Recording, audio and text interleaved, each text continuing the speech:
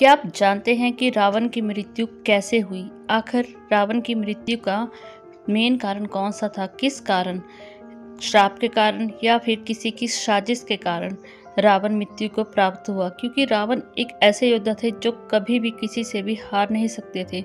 उन्होंने कई सालों तक श्री राम को हराने के लिए शिव जी की और ब्रह्मा जी की तपस्या की थी। फिर ऐसा क्या हुआ कि रावण मृत्यु को प्राप्त हुआ? आज हम अपनी वीडियो में इसी विषय में बात करेंगे। आप सबका स्वागत है आपके अपने ही चैनल मोरल शक्ति में।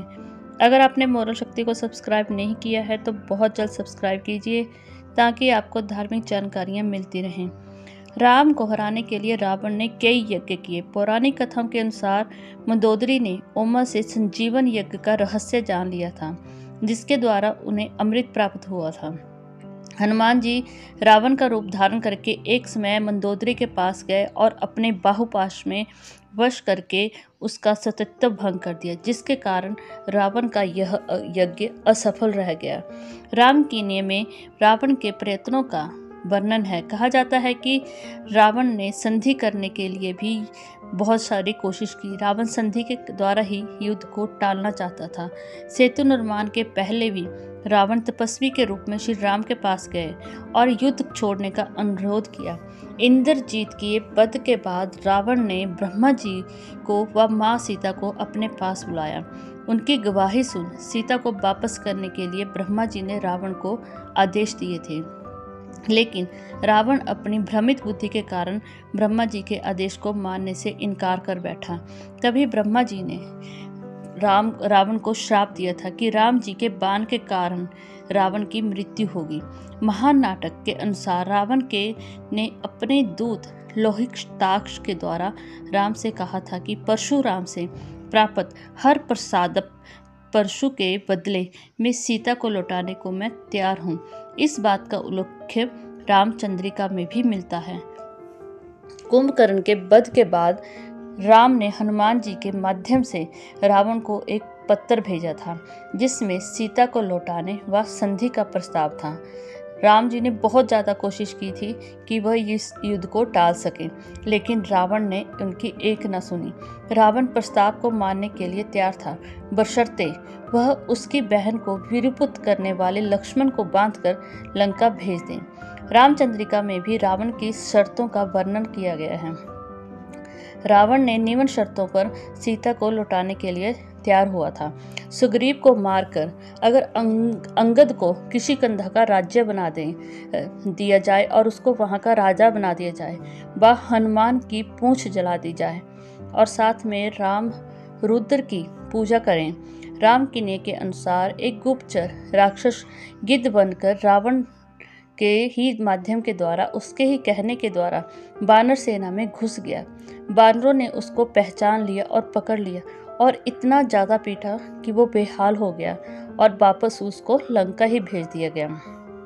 रावण के दूत को लंका वापस भेजने का श्री राम के सदस्यों का और बानरों का यही मानना था कि वह उसको बताना चाहते थे कि छल से कभी भी कोई युद्ध नहीं जीता जा सकता। एक समय पौराणिक कथाओं के अनुसार रावण एक सन्यासी का रूप लेकर श्री राम के पास गया और राम से युद्ध न करने का अनुरोध करने लगा, पर राम का दृढ़ संकल्प देखकर वह वापस लौट आया।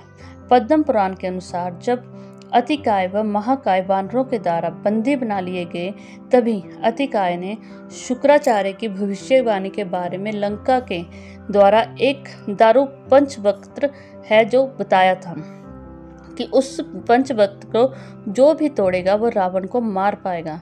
श्री राम को जब यह बात पता चली तो उन्होंने दारू पंचवक्त्र को छिन्न भिन्न कर दिया। अध्यात्मक रावण के अनुसार रावण की नाभि में अमृत कुंड था और भविष्य ने यह बात श्री राम को बताई थी। फिर जब राम को यह बात चली थी तो राम जी ने अग्नि बाण से उसे सुखा दिया था। फलस्वरूप श्री राम के बाण के चलने से रावण की मृत्यु हुई थी और यह बात अनंत रामायण में भी कही गई है। अनंत रामायण में, रंगनाथ रामायण आदि के में वर्णित है कि एक कथा के अनुसार सीता ने हनुमान जी को बताया था कि मंदोदरी के पास एक मायावी खड्ग है, वह उसकी पूजा करती है और वह खड्ग इतना शक्तिशाली है कि उस खड्ग से रावण की मृत्यु हो सकती है।